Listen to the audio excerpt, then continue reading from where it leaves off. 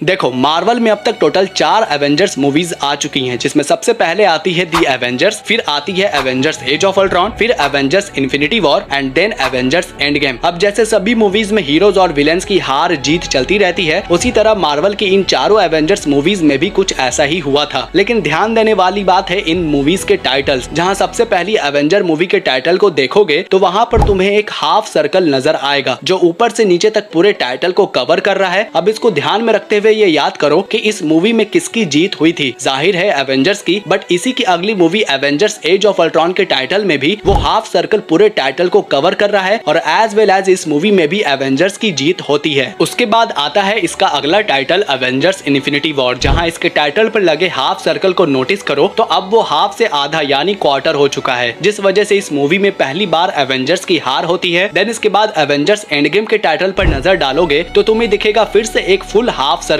जो पूरे टाइटल को कवर कर रहा है, जहां इस मूवी में फिर से एवेंजर्स की जीत होती है, जिससे पूरी ये समझ आता है कि टाइटल में हाफ सर्कल होगा तो एवेंजर्स जीतेंगे और टाइटल में क्वार्टर हाफ सर्कल होगा तो उसमें एवेंजर्स हारेंगे। Now the other hand, Marvel की 2 और एवेंजर्स मूवीज आने वाली हैं, जिसका टाइटल तुम खुद देखकर बताओ कि इन दोनों मूवीज में कौन हारने वाला है और कौन जीतने वाला है।